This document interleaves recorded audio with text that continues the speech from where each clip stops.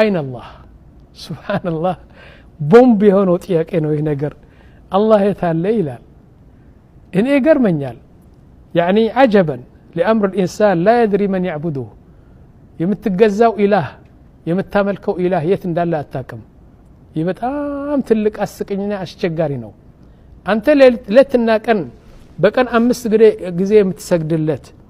ሐጅ የምታረገው ለሱ ብለህ ዘካት የምትሰጠው ለሱ ብሎ የምትጾመው ለሱ ብለህ በቃ ለትና ቀን ኢባዳ የምታረገው የት እንዳለ አታውቅም እሺ የት እንዳለ ልንገራችሁ ወንድሞች አላህ የት አለ የሚለው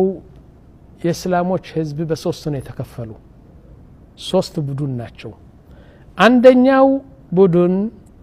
አላሁ ፊ ኩል መካን ይላሉ አላህ በሁሉ ቦታ ነው ያለው አሉ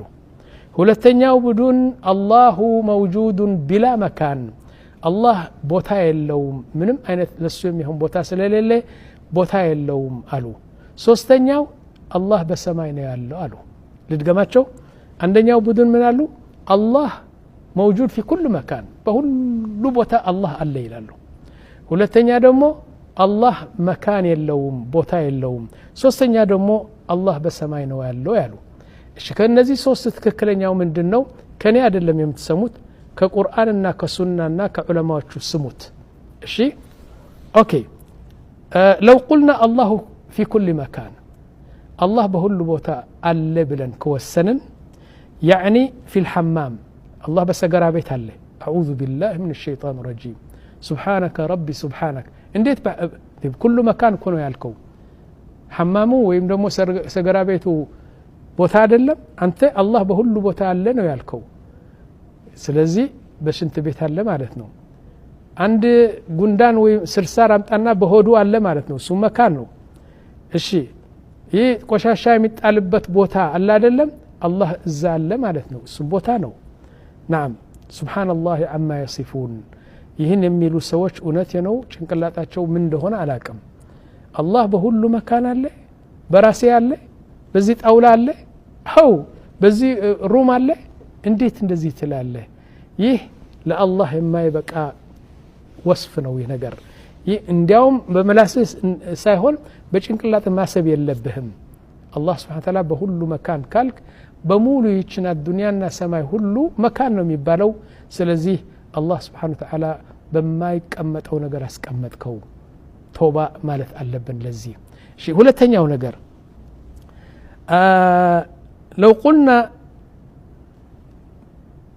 قلنا الله سبحانه وتعالى بلا مكان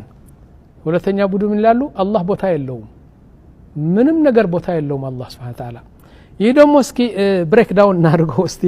ምንድነው ለምሳሌ በዚህ ዓለም በሰማይ በመሬት ያሉ አቅጣጫዎች 6 ናቸው ሰባተኛ የላቸው ቀኝ ግራ ፊት ኋላ ላይ ታች ሰባተኛ አለ ሌላ የለም ፈለገውን ፍልስፋ ቢሰበሰቡሃን የዓለም አቅጣጫ 6 ናቸው በቀኝ የለም አላችሁ ምክንያቱም ቦታ የለውም አይደለም ያላችሁት በቀኝ የለም አላህ Subhanahu Wa Ta'ala በግራስ የለም በፊትም የለም በስተጀርባም የለም በፎቅ የለም በታች የለም ኢደን የለም አላህ Subhanahu Wa Ta'ala ኢኳልስቱ የለም ይህ ደግሞ የባሰ ነው አላህ አለ ግን እናንተ የለም ትላላችሁ በሰማይ ብትወጣ በመሬት ብትወጣ በምን ብትወጣ አቅጣጫው 6 ናቸው ስለዚህ በእነዚህ 6 የለም ማለት የለም ከነጭራሱ ማለት ነው هكذا قال العلماء سبحان ربي العظيم الله يلم سايتاوقه الله يلم تلاله طيب ምንድነው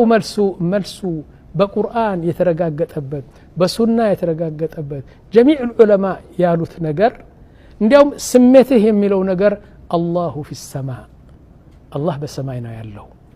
የት الله سبحانه وتعالى على العرش استوى بعرشه በዙፋኑ ነው ያለው እንዴት ያርጋል ይህ ነው እንግዲህ የምንመጣው አሁን المهم الله في السماء يقول سبحانه وتعالى قرآن لم تقلاችሁ أأمنتم من في السماء من في السماء ወንድሞች الله ስለ ራሱ እኮ ነው የሚናገረው በሰማይ ያለው ጌታ አንድ ነገር እንዳያደርግባችሁ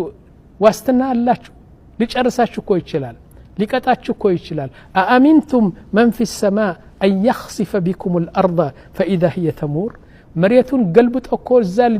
ሊደመድማችሁ ይችላል እኮ ለምን አላህን አትፈሩም በሰማይ ያለው አላህ ለምን አትፈሩም أم أمنتم من في السماء أن يرسل عليكم حاصبا فستعلمون كيف نذير يا الله ቁጣ ፍሩ በሰማይ ያለው አላህ